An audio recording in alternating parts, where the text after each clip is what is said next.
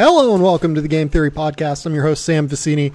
We're presented by CLNS Media. Today on the show, we've got Dan Feldman from over at NBC Sports. He is I guess that you would be, second in command. You've been there the second longest out of anyone other than Kurt at Pro Basketball Talk. Yeah, that sounds about right. So Dan is really, really good with cap stuff. Dan's really good at covering the league. How many posts have you written today for NBC? Because it's just a madness day. It's kind of slow for me because I stopped right as Jason Kidd got fired and Kurt took over. So it's a mid-level 6-7 post day for me. So Dan is awesome at particularly trade stuff. And I wanted to bring Dan on to talk about all of the trade discussions that are happening throughout the NBA right now, some of the, disgruntled players potentially, depending on how much you think Kawhi is actually disgruntled, because I can't imagine him being anything but like gruntled. So first, though, we're going to talk about the Jason Kidd thing, because I find it fascinating that the Bucks make this decision now instead of playing out the rest of the year. What was your immediate impression upon learning that the Milwaukee Bucks fired Jason Kidd at 23-22, sitting in the 8th spot right now? Well, my immediate reaction was a nice Bucks here, because that's the thing with them. But after that, once I could settle down, I shared the same surprise that they did it now, because I don't know, it's so rare, and teams probably should do it more often, but it's so rare a team will go get a coach at this point in the season. Right. They're going to hand it off to an assistant coach. I don't know how much faith I have in his assistant coaching staff. Like, are they better off now? Or are they just trying to prove a point? Like, what made it get to this point now? It would have made all the sense in the world at the end of the season if the year ended in a disappointing way. Yeah. Sometimes, though, when you see this, and maybe this is the most logical reason I can come up with, what if they won a playoff series, or even two, because this is a talented team capable of it, maybe even in spite of Kidd? Well, then you can't fire him then. So maybe this is just a preemptive, we know we want to do it, and don't want to take any chances. So I think that that's right. I think that that is exactly what happened. But I share the same concerns that you do, where I just don't know what the benefit is unless they go out and get a coach right now. Like, unless David Fizdale says, all right, I want to stop my cushy job where I occasionally pinch hit on ESPN and come coach the Milwaukee Bucks right now. I would imagine David Fizdale's probably going to wait to see where LeBron goes this summer. So I'm very unclear on how this affects the rest of their season. Like, Jason Kidd, I think, was probably one of the 5 worst coaches in the NBA.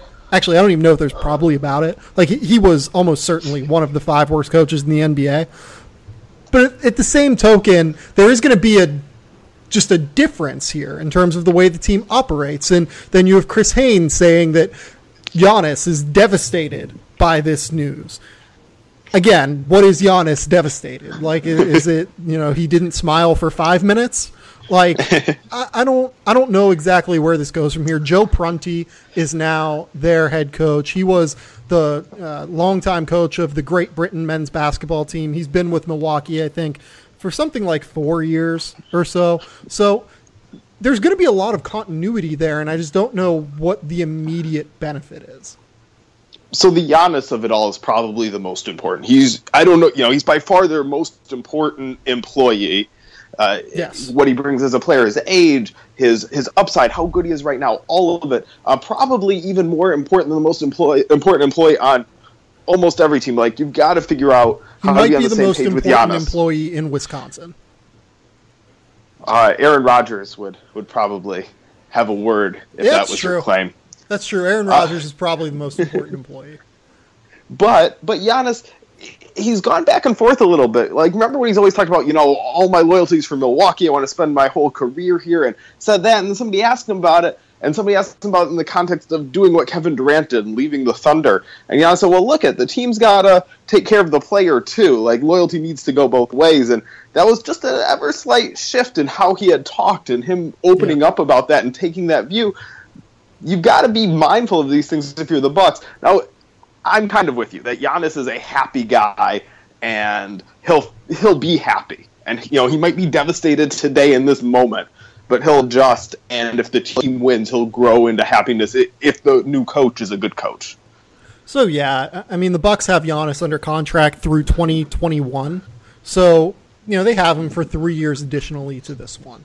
So it's not like Giannis is going to get to the point where he's going to be requesting a trade within the next year and a half. I mean, if the Bucks somehow miss the playoffs each of the next 2 years, maybe you start thinking about it. But whenever you have such a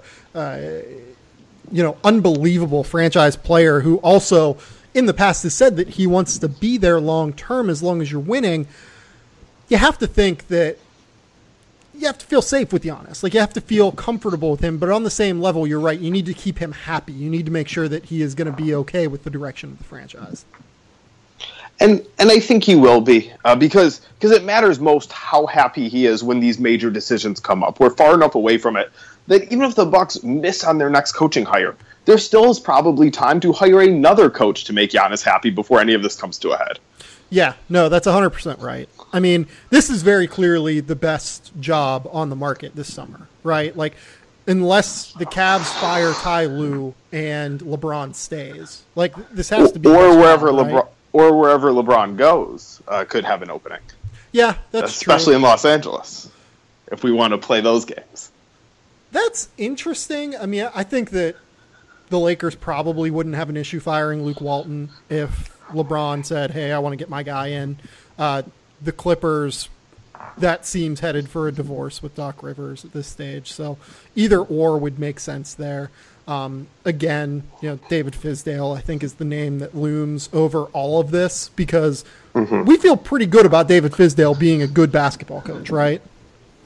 In some ways. I mean, so we see these very obvious flaws with Jason Kidd and everybody's bagging on him. And, it's true when he says stuff like trying to get quick shots before the defense is set isn't championship basketball, and pace doesn't contribute to championships, so why even talk about it? And when he fouls up for and does all these ridiculous things, like, I get it, and those are wrong, but he did connect with Giannis in a meaningful way. Yeah. And David Fizdale did not connect with his star player in a meaningful way. And that's the stuff we don't from the outside see every day, but for within a team, it is the most important thing every single day. Yeah, that's a really good point. I mean, where do you think Kidd goes from here? This will be the last kind of question, I guess. The best idea I've heard is like Cal college basketball. I can't imagine him getting another NBA head job within the next 2 years. And I mean, his ideas about basketball just seem so antithetical to any direction that any front office is going right now. Somewhat, but I remember when he was with the Nets and he kind of lucked into this due to Brook Lopez's injury, but they went small at a time where not everybody was going small all the time like they are now. He was kind of ahead of the curve on that. He goes back and forth with these cool, new, innovative ideas and these really old school, stuck in the mud ideas. And, I don't know, he could on the right day go into a coaching interview and blow everybody away. Yeah, I mean, if you think about it, I guess that Bucks team, whenever he was there initially, was one of the progenitors of the switching defenses that teams regularly employ now. So maybe he is kind of a little bit more on the right trajectory, I guess is the way to put it, with the way the NBA is going. But it's too inconsistent. You just don't know which Jason Kidd you're going to get from game to game. Yes.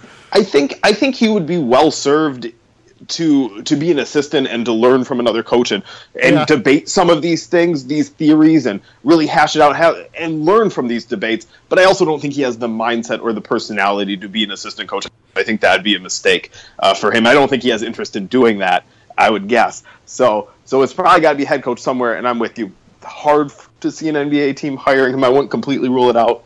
Cal, yeah, that makes some sense. I mean, let's be clear, it kind of doesn't make sense, but you can see why it would happen given the Wyking Jones disaster, and given the problem there is the administration probably doesn't have enough money to pay him unless some sort of benefactor paid his contract. I mean, this is the type of splashy coaching hire that gets boosters interested when they wouldn't be otherwise. That's true. That's a really good point. Let's move on and talk about the Kawhi Leonard deal. Adrian Wojnarowski and Michael Wright over at ESPN today said that Kawhi Leonard, is apparently not super pleased with the way that the Spurs have handled his injury situation, and there's something of a fracturing between the front office and Kawhi. I mean, how does this end with the Celtics getting him? I think is the best question at this stage. Well, I'm sure they'll put together a real nice package that does not include Terry Rozier. Yes, Terry is off limits for the next 2 decades. He's going to be right under Danny Ainge's employ. No, really though, we kind of said at the top here, we think it's kind of ridiculous that this would come out to me. I just don't understand it. These are trustworthy reporters who are on this. And I want to give them that. I just don't understand this because there seemed to be such a strong connection and good relationship between Kawhi and the Spurs. And I just don't understand this. And even in the initial report, it didn't quite say it was because of the injury. It didn't really say what the source of the disconnect is. It was very vague. I really don't know what to make of this. Is it just Kawhi kind of beats to his own drum, regularly when things are going well, and now that he's injured, he's probably a little bit disconnected from the team because he's just a quiet dude by nature. I don't know what to think of this either. It just seems like a super strange report that came out of nowhere.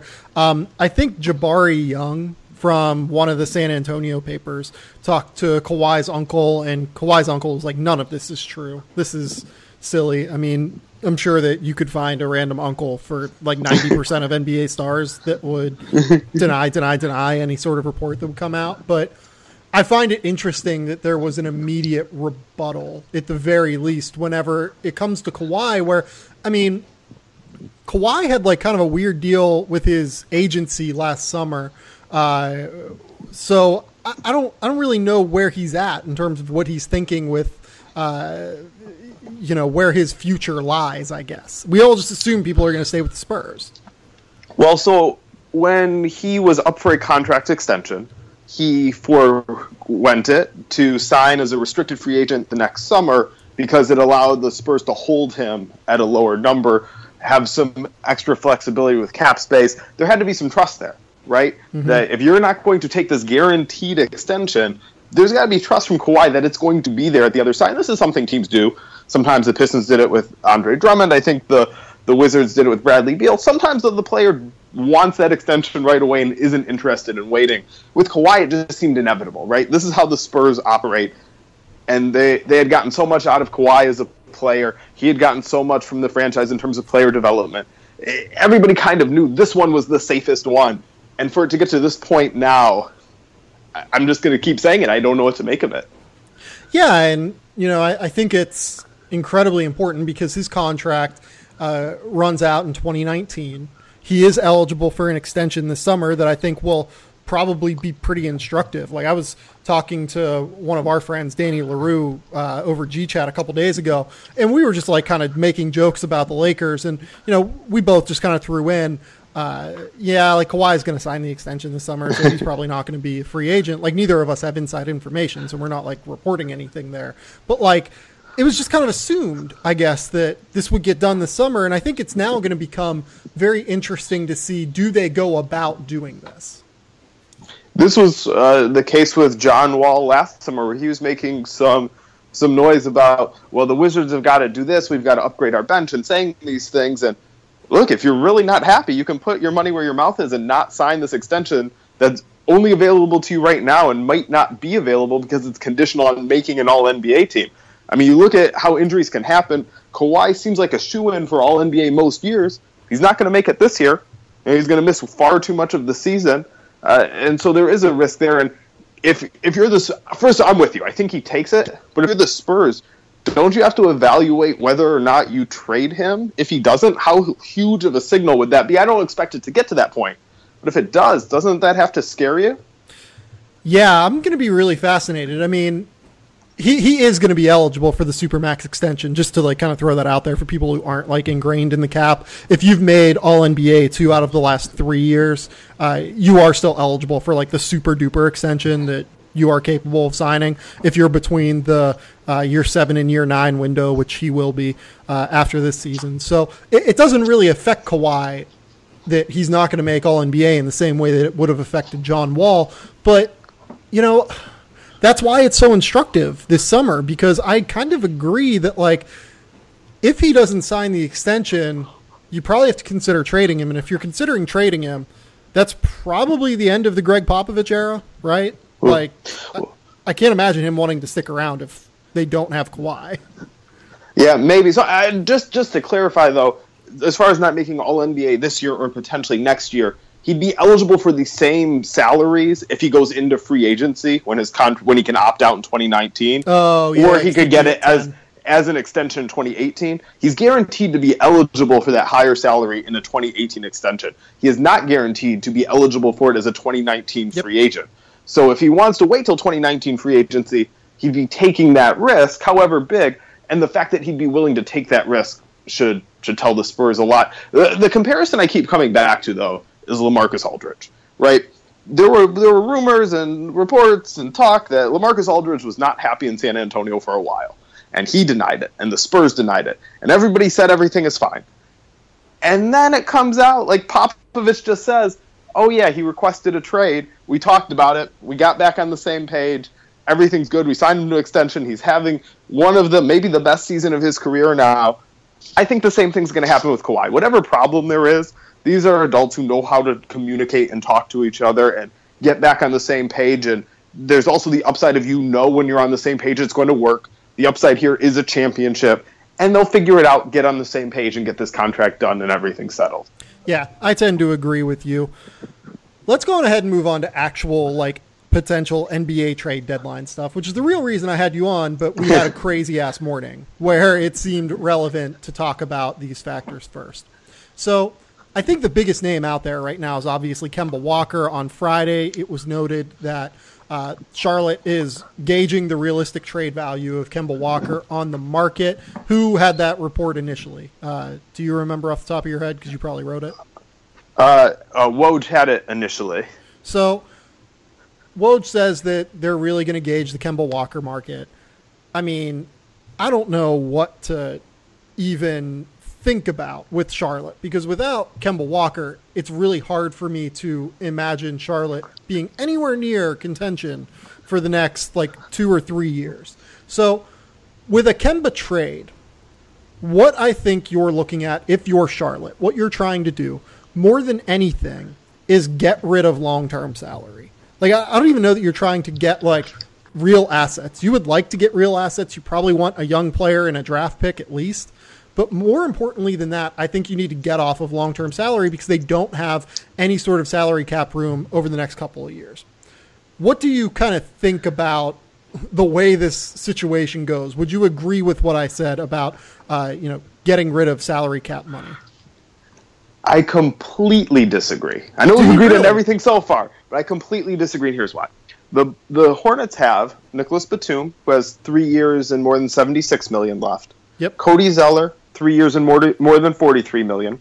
Marvin Williams, 2 years, $29 million. Michael Kidd-Gilchrist, 2 years, $26 million. Dwight Howard, 1 year, almost $24 million. And that's all after this season.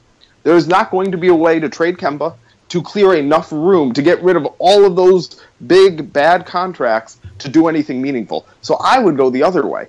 I would trade Kemba for bad contracts because that way you're getting better picks, better young players back, and if you trade Kemba, you're stuck for the next 2 or 3 years. I just don't think you can unload enough of that salary. So as long as you're stuck, you might as well be all the way stuck for those 2 or 3 years, really max out the actually valuable assets you can get, and come out the other side in 2 years when those contracts expire with a hopefully decent young core and go from there. So I would agree with you if I trusted this front office to make coherent draft decisions. Go ahead. If you don't trust them, then to do that, then there's just no way out. Here's the thing, they're going to have to make those picks. I don't think that it's Rich Cho in the front office. I think it's more the people above them that are having issues. I think Rich Cho, we've had him on the podcast before here. I think he's really, really sharp. I think their scouting department is really, really sharp. I just don't think that they have all the autonomy they need. That could be, and if that's the case, if that's the mindset, right, if this is a Michael Jordan team that's going to compete and not really in the mood to rebuild, just keep Kemba. Right. I mean, the Hornets are not quite as far off as they look. They're awesome when Kemba is on the court. They need a little depth. They need to find a backup point guard, and it might be too late. They might have dug themselves into too deep of a hole this year, but they're not that far off from being moderately competitive, making the playoffs, things like that. So Charlotte's 18-26 this year. They'd obviously need a pretty big run, but if you look at their, expected win-loss, it's 22-22 based off of their point differential. This is a team that's basically been even. They're a negative 0.1 net rating right now. I think they're actually, I agree with you. I think they're a lot closer. I ultimately would not trade Kemba, but I guess if they're set on going down this road, I would need to, I'd need to get off of money, I think, just full stop. I think that this thing that makes most sense to me is Kemba Walker and Nicola Batum to Indiana for a pick and a young player, as well as expiring salary money. That makes some sense. I think that's logical. I also think we need to point out that what seems to be driving this is Michael Jordan being somewhat cheap. Right. That as far as them needing to get off money, I don't see that as some great strategic plan for team building and clearing cap space to sign other players. True. To me, it's just we need to get off money so we don't have to pay guys as much. Yeah, that's a really good point. I mean, it does seem like a lot of this is driven based on market factors. I mean, Charlotte's not a big market. They have expended all of this money for a team that is seemingly nowhere near. I mean, they're near the playoffs just based on, expected win-loss, but, they would really have to overperform the rest of the year. They'd have to go 8 games over 500 the rest of the way to get into the playoffs in all likelihood. And whenever you have $117 million guaranteed this year and $116 million guaranteed next year, and you're not going to make the playoffs, and then you have Kemba Walker as a free agent right after that, it's hard to expend that kind of money from an ownership standpoint. Yeah. I mean, to some teams, to some owners, it is. I think it's a small market situation, though. Yeah, yeah. Okay, that's reasonable. I'm with you. It's reasonable, and I'm not criticizing Michael Jordan too much for that. He owns the team. He can run it how he wants. He can value what he wants. I don't have a moral problem with him saying, me trying to make as big a profit I can, or even cut my losses, is the most important thing to me. I don't have a problem with that. So I guess that my next thing would be if you get rid of Batum and you get rid of Kemba, and you take on essentially all expiring and maybe a young player. So, I mean, I don't think that if you're attaching Nicola Batum to a deal to Indiana that you're getting Domantas Sabonis, but let's say that level of money. I think Sabonis is on $2.5 million in year 3.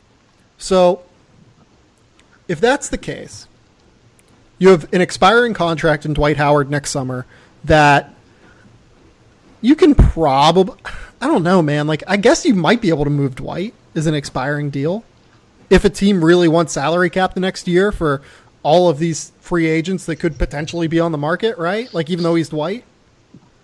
Yeah, I mean, if it's about, you can just view him as a contract. You can send him home. You can waive him if you're trading off longer term money.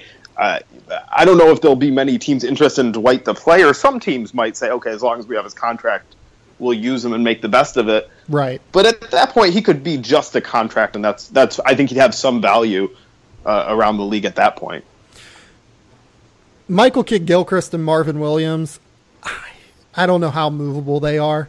I mean, Marvin. I mean, you're moving Batum. I think Batum is by far the hardest to move. I agree. That's why I think that if you're trading Kemba and attaching money, Batum has to be the guy that you attach.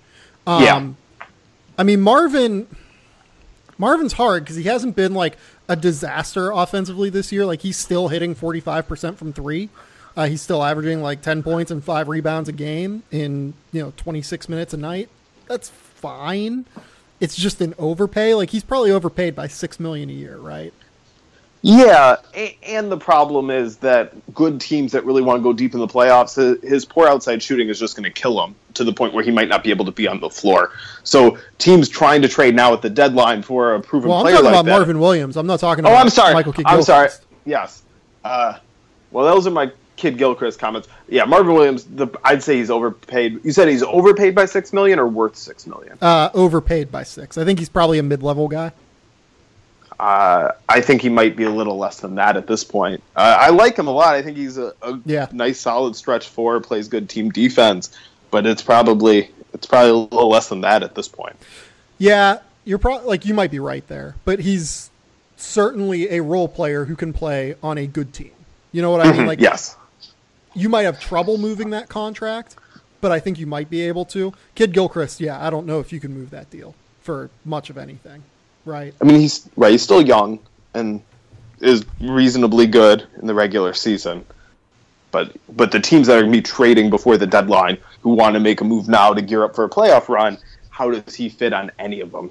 Yeah, I don't know if he does, to be honest. And you have to assume that both Kid Gilchrist and Marvin Williams, they have about $15 million in Marvin's case, $13 million in Kid Gilchrist's case on a player option in 2020.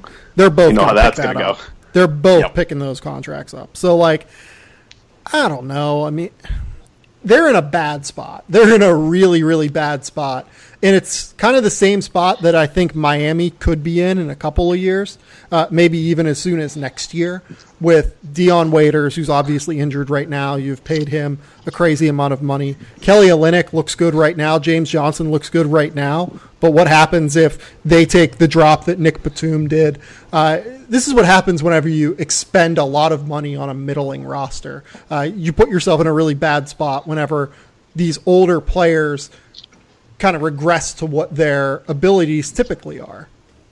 I'm glad you brought up the Heat because I do think it's a good comparison in that, yes, there's definitely room for these teams to be stuck, and they probably both are stuck to some degree already, but they're stuck at a decent place. Like the Hornets have struggled, but maybe some of that's bad luck, as you brought up with their expected record. Steve Clifford missed a lot of time. They've looked a little better since he's been back. They might be just one backup point guard away who's not Michael Carter-Williams from actually being decent. Again, they're really playoff caliber for sure. When Kemba's on the floor, it just gets so bad otherwise. So as long as you're stuck, I think sometimes it's foolish to try and spend all your assets trying to get unstuck and spending years to do it. If you're here, maybe just be that playoff contention team, a team trying to sneak in and lose in the first round, maybe have a competitive series in the right matchup. Way to spend a season if you're already stuck there.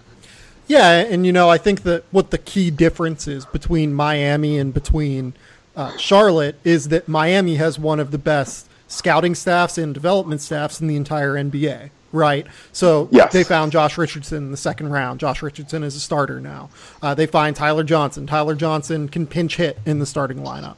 They found James Johnson off the scrap heap and developed him. He is an NBA caliber starter that they typically bring off of the bench. They somehow found Hassan Whiteside, and now he is a very relevant NBA player. They just do such an excellent job of finding these guys that you can almost afford, whenever you're that good developmentally and that good with scouting, to expend money on middling players. But whenever you're not good at that, as Charlotte has shown itself to not be great at, it's a lot harder, I think, to be willing to do that. And the biggest problem is that you have a blindness to it, right? If you're a team, you don't think you're a shitty scouting team. You just think that, you're a team that has had bad luck. Right. And, when you said the difference between Charlotte and Miami, where I thought you were going to go, and I agree with everything you said, but just to complicate it a little bit, another difference, Miami is a free agent destination. Yeah. Charlotte is not. So that to me gives Charlotte a little more leeway to spend on these players because that's what it takes to get them. Where Miami, when you get locked into these big contracts, you're missing real opportunities to go after other good players who might be available. Charlotte's not going to draw anybody who Miami could get. Yeah. And let me be clear here. Again, I think that Charlotte's actual front office is not the issue here. I do not think that. So let's just kind of talk real quick about potential options for Kemba, where he could go. We mentioned Indiana. I think that is my favorite landing spot. I've seen some people say the Cavs. I think that's an interesting landing spot. You throw Isaiah in a deal. You throw some of the other guys in the deal. You take on Batum's money, you take on Kemba, and you kind of go from there. What are some of your favorite landing spots for Kemba? So two of my favorites. One is the Spurs, because I think he'd be an awesome fit there, especially while Kawhi is out, but they could make it work together too. And I think Batum could be rejuvenated there. He's the type of player the Spurs have gotten off the scrap heap and turned around and really helped them maximize their potential. And the problem is, if the Spurs are going to get him, if the Spurs are going to get Kemba, they're going to have to be doing it by taking on long-term money. They don't really have the high-end talent in terms of young players to bring in Kemba realistically, unless Charlotte is the highest they could possibly be on DeJounte Murray. Right. The big complication is, to make this work in any realistic way, it seems the Spurs would have to trade Tony Parker and his expiring contract.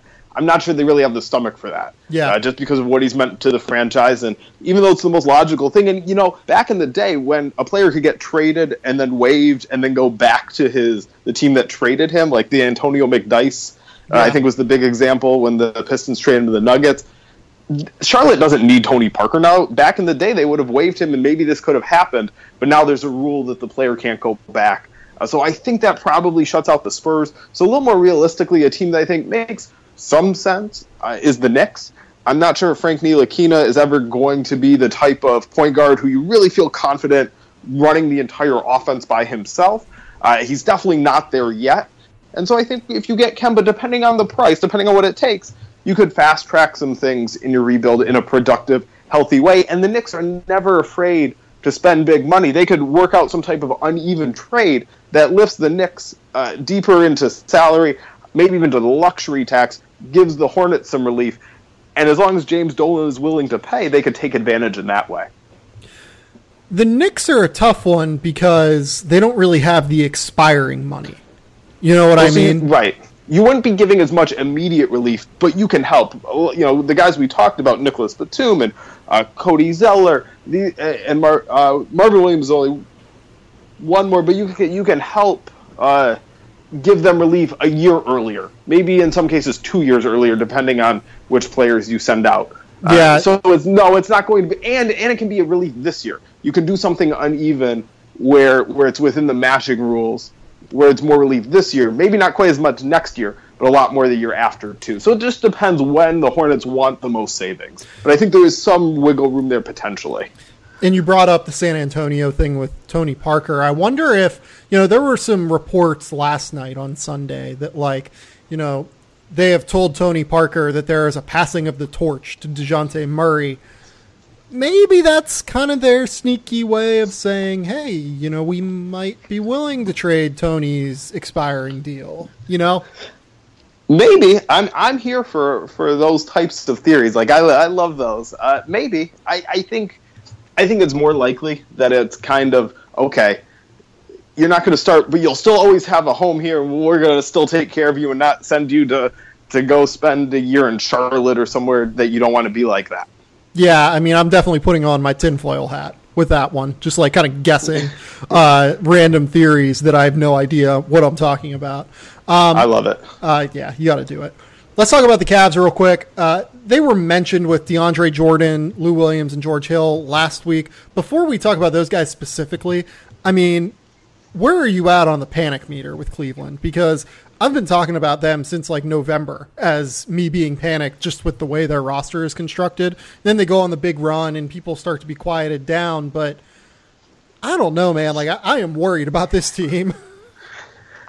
I am too. But I was also worried about them last year, about whether some team in the East could challenge them, whether it's the Raptors or the Celtics. And they just dialed it up and ran through everybody to get to the finals. So that's my caveat. I was worried in the same ways, but I'm worried. Their defense is lousy. They have old players who aren't that good defensively. I don't really know if just carrying more would make it work. I think in some ways this team is a little afraid to find out that if we dial up the effort, if we compete every night for 48 minutes and do all the smart things we're supposed to do and play excellent team ball, that it still might not be enough to solve everything. Because right now they have that in their back pocket. They can always take faith in that. We'll turn it on later, and that could fix things. Kind of reminds me of the, Ubuntu Celtics, where we never lost with our starting lineup. We never lost when we had our 5 guys with Kendrick Perkins. Come on, guys. Come on. Just the way this roster is currently built, though, I don't know where the defensive improvement comes from. It's not like they're going to regress to the mean defensively. They're just kind of a bad defensive team. And if you're that bad defensively, you have to be on the Warriors level offensively to bring it up. And, they're close to that at their peak, but they're not that consistently. Right. So if we're looking for defensive upside, I'd start with Jay Crowder, who's had a pretty miserable year on the court and coming into it off the court, and I don't know if that contributes to it or not. But he just hasn't been the same. I was such a huge Jay Crowder fan of how he played and thought he'd be an excellent fit for the Cavs, and he's just not really contributing in those meaningful of ways. So maybe he breaks out of this funk and figures it out. That's where I'd start. And J.R. Smith can defend a whole lot better than he has. And I think he's somebody who kind of takes his cues from the rest of the team, right? When they're all locked in, he will be too. And when they're not, he's not going to be the starting point for a defensive turnaround. But that's about it. Up and down the entire roster, these are a lot of guys who just can't defend. Yeah, and if that's the case, it's just really hard for me to kind of come up with, where do they get enough regression from this? It's tricky, man. I think the thing I'm most disappointed with JR is that it's going to be impossible for him to break into the top 10 all-time 3-point field goal makes of all time. He's sitting in 11th right now, but Kyle Korver's ahead of him. Joe Johnson's ahead of him.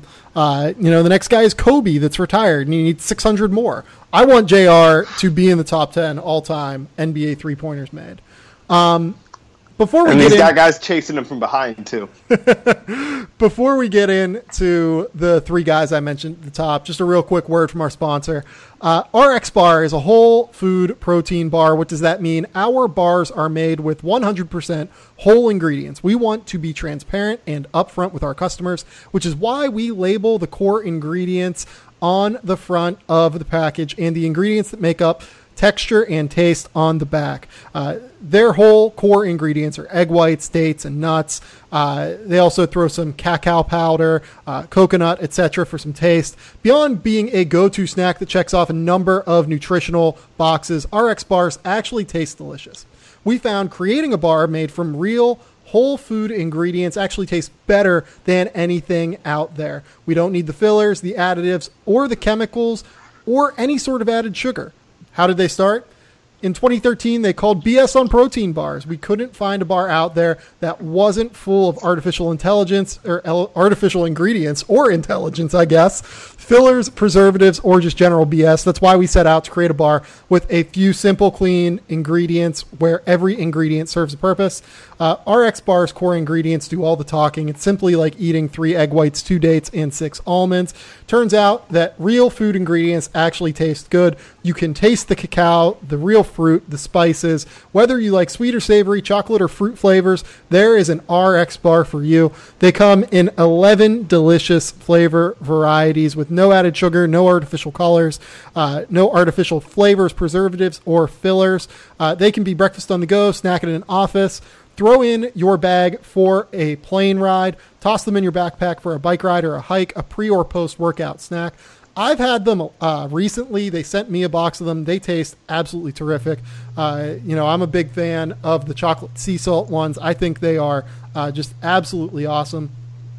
For 25% off your first order, visit the rxbar.com. That is rxbar.com and enter the promo code GAMETHEORY, GAMETHEORY at checkout. Go check out RX Bar on Instagram, over at RX Bar, Facebook, Twitter, same deal. That's going to be RXBAR on Twitter. Again, that's rxbar.com. So thanks for listening. Let's get back to talking about the Cavs here. Lou Williams, DeAndre Jordan, George Hill. Which one of these guys helps the Cavs the most? Who was the last choice? George Hill. I think it's DeAndre Jordan. And that's kind of the simple answer because he's the best player. But they need to rebound better. They need to defend better. He would cover a lot of mistakes. I think DeAndre Jordan is particularly valuable as a rim protector, and players like him on teams with poor defenders in front of them. If you get into a team concept, there are some other big men who might do some better things, more capable of switching. But as long as the Cavs are going to keep making these mistakes that we just said were pretty much inevitable for this aging roster, DeAndre Jordan could clean up a lot of it. Yeah, I agree with you. If you remember, one of the Cavs' biggest issues last year in the finals, it was protecting the rim. They just had no one there that could, once the Warriors got into the paint, they had no one in there that could even come close to stopping Golden State whenever they got to the rim. That's a pretty significant factor in terms of being able to slow down what Golden State does. I think that, you saw it with Houston, for instance, with Clint Capella over the weekend. Just having him on the floor, having a big 7-foot dude, or in Clint's case, like 6'10" dude, who with long arms that can be around the rim, it actually deters them from going in, and they become a perimeter-oriented offense. Now, there's probably never been a better perimeter-oriented offense in the entire NBA's history than the Golden State Warriors, but it at least creates variance in the way that you can beat them, because sometimes three-point shots just don't fall. I mean, that makes sense, because the Cavs are worse than the Warriors. They might not want to admit it, but they're definitely worse. So I'm with you. That increased variance logic makes sense. The drawback, though, is if you're going to have DeAndre Jordan down in the paint protecting the rim, not only are the Warriors so talented on the perimeter, it's going to make them even more effective on the perimeter if you're conceding that. Yeah, that's true. And DeAndre slowed down a little bit as a perimeter defender. He used to be able to, hard hedge all the way out and, do all sorts of blitzing, and he's so long and so athletic that he could recover. If you watch what the Clippers do now, they more just kind of keep him within 18 feet of the basket. And that makes it a little bit harder, I think, in terms of the way that you want to develop some sort of defensive scheme against the Warriors. But I think I agree with you that he's probably the best piece for them. I like the idea of George Hill as well, because he's kind of the perfect point guard for LeBron, right? He can play both on ball and off ball. He's a killer shooter. Even though he's had this rough year with Sacramento, his shooting percentages are actually up across the board. That fit makes a lot of sense to me, and you would think it would come cheap because Sacramento is probably just looking to get off of his contract. Yeah, I think the fit is excellent, and it's, he can play, not only can he play with LeBron, he can share a backcourt with all their other guards. He can easily be the off guard with Isaiah Thomas and take on defensive responsibilities on the best guard and allow the Cavs to hide Isaiah. Ideally, if there's another guard to hide him on, he can play point guard and play with J.R. Smith or even Iman Shumpert if either of them are left after trading for George Hill. And one of the Cavs' biggest advantages, at least, has been Dan Gilbert's willingness to spend. I don't know where exactly his line is, but you can craft a trade where, no, I don't think the Cavs can contract. I don't think Channing Frye's contract alone would do it. The Kings might have to take back another salary, at least somewhat, for next year, but they can get some relief this year and relief next year, where the Cavs would just be spending more, and it's going to cost them a lot in the luxury tax. But these could be the type of things that you do that signal to LeBron how serious you are about winning and maybe sway him a little bit. Yeah, and the problem with a George Hill from the Cavs' perspective is that he limits your options in a lot of ways. Like, if you're getting George Hill, you need to be confident that George Hill is a significant piece for you going forward into the playoffs, because making $19 million, which is what Hill makes, it might actually be like 17 or 18 just with the way his contract is structured.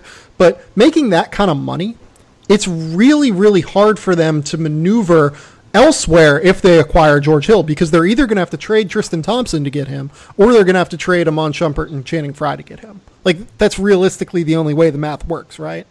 I mean, JR, but no one's taking JR. Yeah, I think something with Channing Frye and Iman Shumpert is what makes the most sense. Because you kind of do want to hang on to, at least if that's your only move. It doesn't have to be your only move.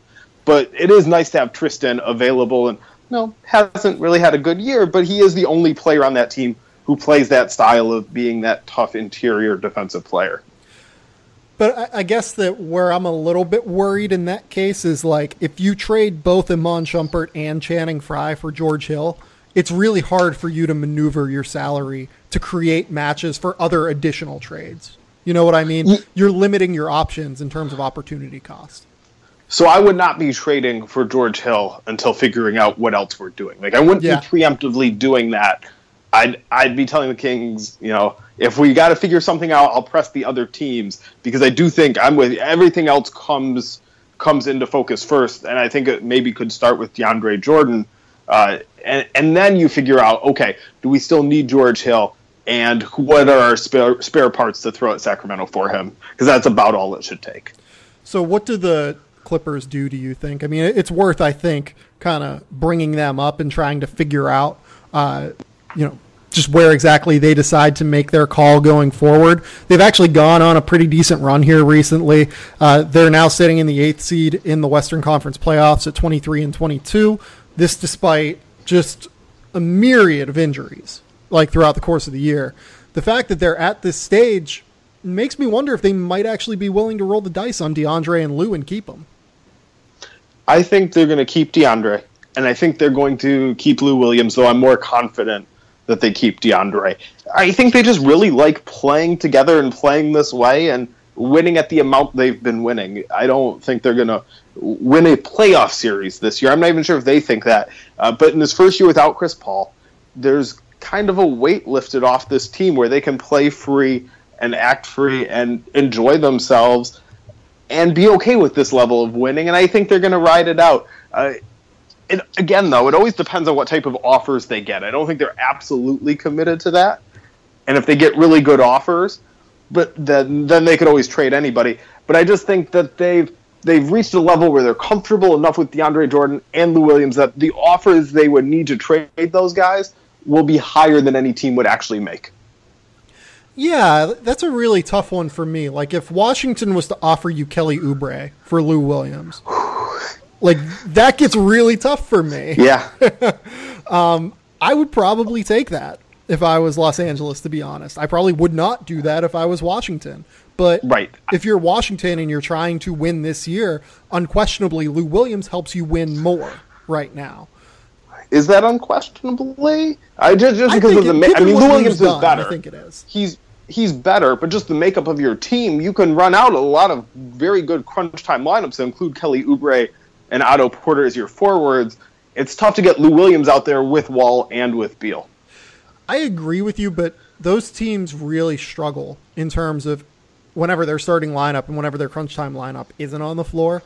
Yes. You got to find a way to kind of stem that tide. I know that in the playoffs, John Wall's going to play 38 to 42 minutes. And Bradley Beal's probably going to play 36 to 40 minutes, but you got to find those minutes with other guys that aren't Tim Frazier and that aren't that aren't Tomas Satoransky. And Satoransky's actually had a pretty decent year by his standards, I think. Yeah, I mean, Satoransky's been good enough where I don't think I'd do that trade as the Wizards, which kind of speaks to my larger point, which is I don't know that there's a team out there that would offer enough. Yeah. I think there are a lot of teams that would like to have Lou Williams. A lot of teams that would like to have Lou Williams. I'm just not sure any of them are going to offer enough now that the Clippers are also a team that would like to have Lou Williams for the rest of the season. Yeah. My last idea on Lou Williams would be Detroit. Like if Detroit would offer Stanley Johnson. I would probably rather keep Lou Williams at this stage than Stanley Johnson, but maybe the Clippers are thinking, okay, we're not going to sign Lou. We might as well take a flyer on this relatively interesting, if entirely flawed, wing. Yes, I think that makes some sense. I think the Pistons would do that. I also think that the Clippers would rather have Lou Williams. And it also, here's the other thing. The trade deadline's still a couple weeks away. There's plenty of time for the Clippers to go on a losing streak, fall out of playoff contention, and then go right back to where we thought they were before, where they're much more motivated to move Lou Williams because he's not going to change the trajectory of their season. Let's move on to the other LA team. This Lakers team seems like kind of a mess right now. I mean, Kentavious Caldwell-Pope, there are rumors that, was it the Knicks want him? Is that right? In free agency. Yeah. Not necessarily to trade for him, but try and sign him next summer. That's the story. Go for it, New York. The Lakers also have Jordan Clarkson, Julius Randle. They have guys that they want to get rid of to be able to have salary cap space this summer. I mean, do you have any interest? I mean, I'm sure you have interest in all of those guys on some level, but do you have any interest in them enough to trade for them mid-season? The problem is trade what? So the Lakers, I think it's pretty clear, are not going to take back any money beyond this season. $0. Unless they're getting off some and reducing it. They might trade Luol Deng somehow for a slightly worse contract and then work their way down from there. Like, that's something they do. But they're not taking any additional money. So if you look at these guys in expiring contracts like Brook Lopez, Kentavious Caldwell-Pope, I think they could help some teams. And maybe it makes sense in a vacuum to say, okay, we'll trade KCP to a team for a different expiring contract on a worse player, because we don't care if that guy can't play. Like, we'll trade him for the worst player and get a small draft pick or a young player, like something that could potentially help us down the road. But there are no big expiring contracts like that. The Lakers have them all. There's the only other guy out there like that is Greg Monroe, and the Suns aren't trying to upgrade now. There's just, the league is set up in a way there aren't enough expiring contracts for the Lakers to shuffle them around. So, if you're the Lakers, Nikola Mirotic is on essentially an expiring contract. Would you be willing to do Nikola Mirotic and a second-round pick for Kentavious Caldwell-Pope, with the Bulls' idea being, okay, we can use Kentavious Caldwell-Pope's non-bird rights to sign him in all likelihood and go over the salary cap if we need him. But I guess that the Bulls probably want to get rid of that salary because they want salary cap space this summer. So it doesn't even, like, that doesn't even work, does it? And I don't think it works from the Lakers' perspective, because why give up that second-round pick? Because you're really all in at this point where you want to use that money not to re-sign Mirotic or KCP. You want to just renounce them. I'm saying they get a second-round pick. Oh, the Lakers get a second-rounder? Yeah, then the same issue with the Bulls. I don't know if they could just sign KCP in the summer. I don't know if it's worth it to them to give up the second-rounder. Yeah, I guess that the idea for me is with KCP, his non-bird rights are actually like a little bit valuable, I think, because I can't see him getting more than what he's getting right now. Yeah, I'd agree with that. But Mirotic, you have a team option on him. There's obviously complications in Chicago with Mirotic, but just in terms of his value, he might be worth it to have on that contract. And so I think if you're going to look to deal him, it'd be somewhere else. It wouldn't be for somebody like KCP just to get his non-bird rights. Yeah, no, I think you're right there. I was just like throwing out a random team. Yeah, no, it's hard to find KCP because the team that like I would like to put him on is probably Oklahoma City, and they just don't have the expiring money.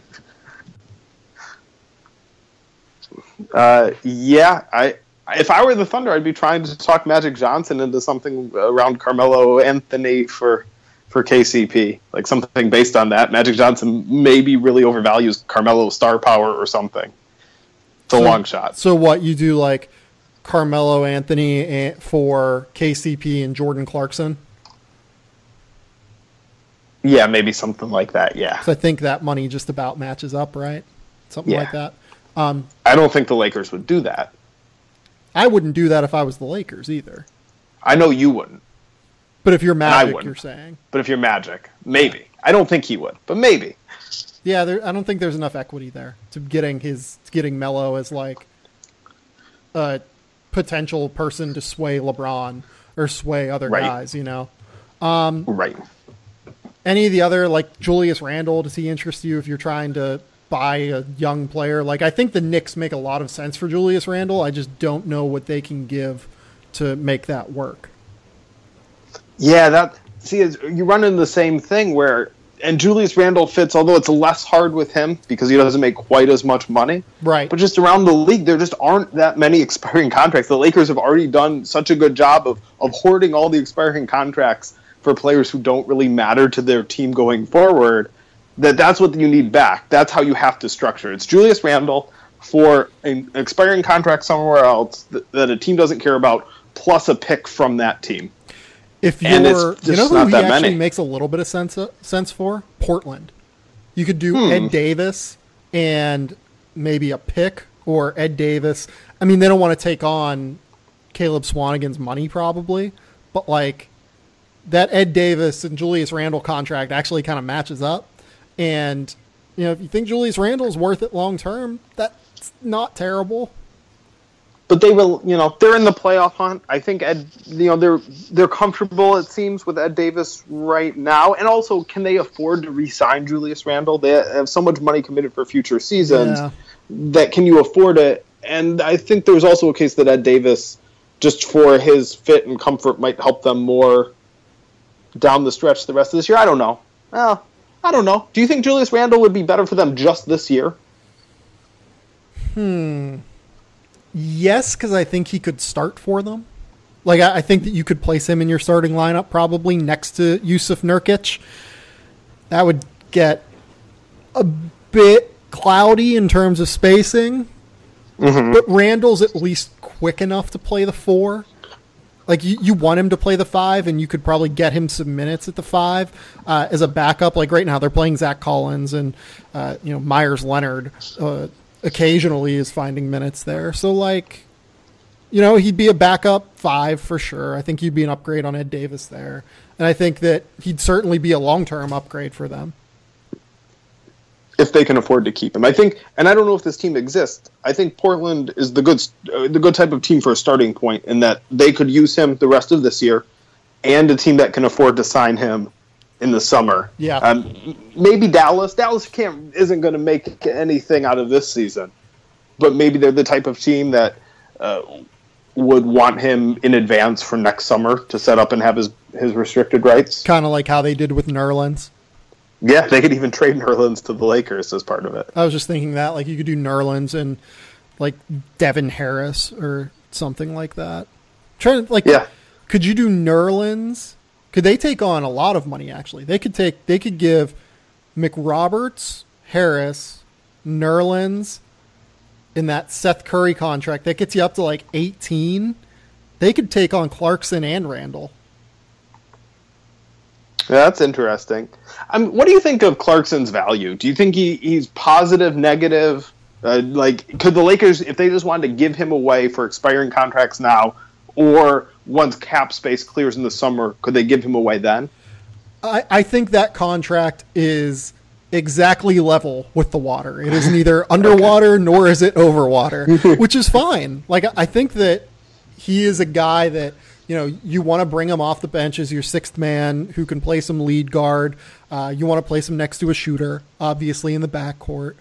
If you do those things and you have that kind of situation, I think he can actually provide a decent amount of value to someone. And like I said, I think he's worth that contract exactly. And you have him for 2 additional years on top of this one at that money. Yeah, I think he's slightly negative that you'd have to give up a small sweetener to dump him, especially if you get to the point where teams really start to believe that you're closing in on a free agent and know you have to make a move. Yeah. Like, that's going to work against them. And it's probably already working against them at this point. Yeah, I guess I didn't realize how good of a setup Dallas is. The problem is they don't necessarily want players to help them this year because this year is lost. But not only do they have all those expiring contracts you mentioned, they also still have about $13.5 million of cap room. Yeah, they could actually make some leeway, I think. They could help some teams, I think, that are trying to get cap space for next summer. But the problem is they probably want a little bit of cap space for next summer, too. Like, they probably want at least one max spot. Right. They seem committed as long as Dirk is not retired to trying to be at least competitive. That they are not going to take on Luol Deng and all the other bad contracts in the league just for draft picks. Right. So Clarkson is on 12.5. Julius Randle's cap hold for next year is 12.5. So that'd be $25 million on top of what Wes Matthews' deal. So that's 43. If they took on that long-term money, they'd be at like 80 something in terms of guaranteed money. That's probably too close to the... So not quite max. Yeah. I mean, I think you could probably move Wes Matthews, but you might be able to move Dwight Powell too. And if you move Dwight Powell, you can get to max cap space. But Wes Matthews, I like his fit for the Cavs. So do I. I'd mentioned that like maybe a month and a half ago. I like the idea of like Nerlens and Wes Matthews for like maybe and something else for Kevin Love. But, see, I like Wes Matthews for okay, we'll send you Channing Frye and Iman Shumpert, and then right. Then you at least get out of the difference between Shumpert and Wes Matthews' salary when he probably opts in next summer and gives Dallas some space. Yeah, I brought this up like before Kevin Love went on his hot streak. And while he was an issue with their defense, like a significant issue with their defense. So I no longer believe this, but it did not seem like a terrible idea at the time.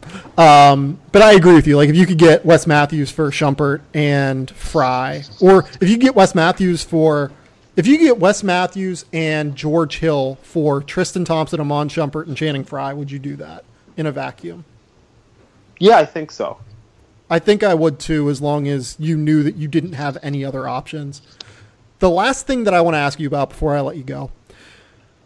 Mike Schmitz did a pretty interesting thing at ESPN today. He noted some of the younger players in the NBA that don't really have a role on their current teams right now, but have displayed interesting,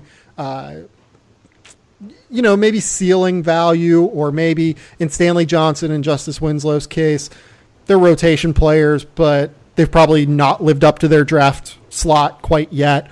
Is there any younger player right now that if you're one of these teams that is selling and the Nuggets come and ask you, or another team comes and asks you, is there a younger player around the league that you're trying to pry from the team that is buying? So who's the young player that I'd be? Well, I'm going to give you one. I'm going to give a slight twist on your question. Mm-hmm. I think there's a young player who makes sense for buying teams to go after, and that's Spencer Dinwiddie on the Nets. Oh, yes. This has been a topic of conversation on the podcast for years, not even years, but like really since the last 2 months. I've been talking about this. Well, so I wrote about Spencer Dinwiddie today at NBC. Get a quick little plug in. I think with his low salary, think of a team like the Cavs, who. Whatever LeBron wants them to be or was promised, there's clearly a limit on how much Dan Gilbert will spend. But if you can have Spencer Dinwiddie as your credible starting point guard, he's not great, but as a credible starting point guard making $1.5 million, that frees up so much money to use in other ways. And I think there are a lot of teams that could benefit in that way, where if you get Spencer Dinwiddie, you can overpay for somebody else who's a good player and have a better team. My idea for Spencer Dinwiddie was the Warriors, because they really have to watch who they're buying. But Spencer Dinwiddie works everywhere because his money for the next year and a half is so cheap that if you're the Warriors, you could throw them, say that they're interested in Patrick McCaw. And I know that McCaw hasn't had a great year, but say that they want Patrick McCaw's restricted free agency rights. They're willing to go 4 years, $32 million on him, and then, or 4 years, $25 million on him, whatever the hell it costs, and then throw the Nets your last place in the first round pick. That's not a terrible offer, I feel like, for Dinwiddie. I think if you're throwing in a first rounder, you maybe talk about, okay, well, you take Nick Young off our hands. Yeah, maybe even Sean Livingston, and have Dinwiddie slide into that role. Maybe. I know there's chemistry issues, but yeah, to me that's his value. Is he could be a way for the Nets to take salary. The place he doesn't fit that well is Brooklyn, which has D'Angelo Russell as their point guard of the future, and isn't trying to gear up to build a complete roster right now because they're so far away. So they're still under the cap. They're not really taking advantage of him making so little money, at least keeping him. Another interesting spot for him is Denver. If Denver offered Malik Beasley in a second round pick, that's interesting to me. Yeah. And then what are they going to do with Moutier? I mean, you could throw in Moutier. I was as high on Emmanuel Moutier as I think anyone coming into the draft. I was wrong. I don't really know what you do with him. I would probably say, all right, at least you can kind of shoot now. Maybe you're not going to be a total liability for another team to acquire, but maybe we're just willing to throw you in to the Nets or something like that. Yeah. Yeah. I mean, Jamal Murray's made a lot of progress throughout the season, and you feel okay about him. But it's nice that to have a better backup and have somebody if Murray goes down or struggles. there's definitely safety in numbers. Yeah, and, Jamal Murray is really good at playing off the ball as well.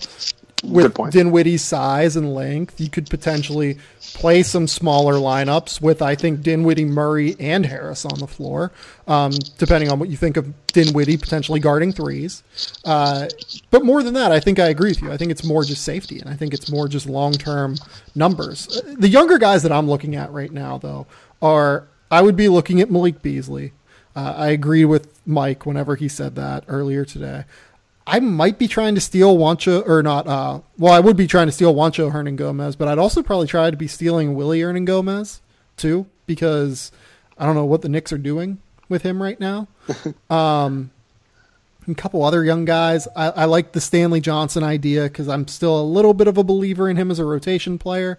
The other random one that I've sneaky heard come up is Aaron Gordon.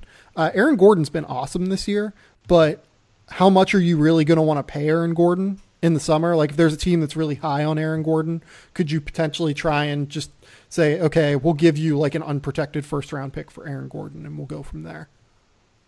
That's interesting. The Magic have a new front office, and I do think they want to put their own imprint on it and might be more open to moving him. I would definitely love to have him on my team. One other name I'd throw out there, and I don't know if he's gettable, but Dragan Bender, he's shown some nice strides throughout this season. Yep. Now it's a little different because the Suns aren't trying to win now, so you're not going to get, like, this is what they want. They want young players like him, but maybe they're just a little tired of him and want to move in a new direction. I'd buy low on him now. Yeah, I would buy low on him too. I mean, it seems like they like Marquise Chris more than him, to me. It used to. It definitely used to, and it still might, but not quite as much as it used to. Yeah, like it does seem to be turning in a significant way to me too. And, if that's the case, I trust Bender more than I trust Chris long-term to grow into a player that good teams can actually use in a playoff series. So I agree with you. I might be trying to steal Dragan Bender from Phoenix. I'm trying to think of like other teams that are buying. I mean, I've got one for you. Maybe he's too important to them. But I'd love to get Tyus Jones from the Timberwolves.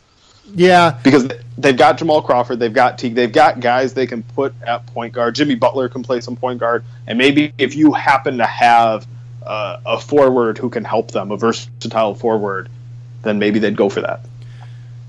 Yeah. It would be interesting. I mean, these two teams like might play in the playoffs, so like I don't know if you would do this, but like if you could do like Wilson Chandler for Tyus Jones. That's an interesting one. Like, I don't know that they would do that, though, because they might play in the playoffs each of the next 2 years. So, like, would you really want to help the other team out? That could be the 4 or 5 series every year. Yeah, but, like, Utah has a couple of these guys, too. Like, if Utah is just done with Ricky Rubio, which, well, they should be, could you do, like, Rodney Hood for Tyus Jones and something else? I don't know what that something else would be, but something else. I'm really intrigued by this Tyus Jones-Wilson Chandler trade. So it doesn't work cap-wise. No, you'd have to find a way to match from Minnesota. Let's throw in... I do think that Tyus Jones is more valuable than Wilson Chandler. So let's throw in Cole Aldridge, who I think has negative value. Yes. So Aldridge and Tyus Jones for Wilson Chandler. Would you do it as either team? I might do it as both teams. Does that work money-wise? That works money-wise.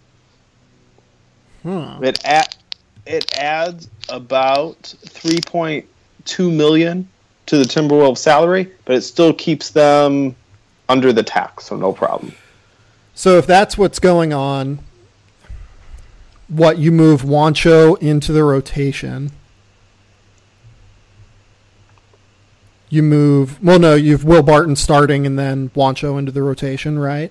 And then your starting lineup and closing lineup is probably Murray, Harris, Barton, Millsap, Jokic. Yeah. With like Trey Lyles kind of pinch hitting some nights, and I wonder. And maybe you can even move Barton for somebody who's a little bit more of a bigger small forward, more comfortable playing against size because you wouldn't need him as much for his point guard abilities. Yeah. You know what the funny thing is? I would not put it past Tibbs to be like, let's rescue Kenneth Faried from Denver for Tyus Jones. Oh, no. That would be horrible. But, like, there's always been talk that Tibbs kind of likes Kenneth Faried. Well, who doesn't like an effort guy like that? Tibbs just wants all of them. The rest of the NBA, probably.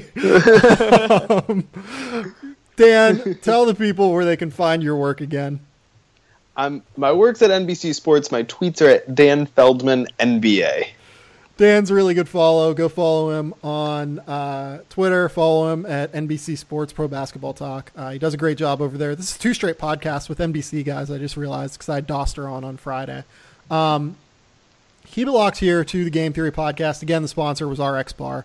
We'll be back later this week with some NBA draft stuff and a couple of other random nuggets, depending on if these trades actually come to fruition.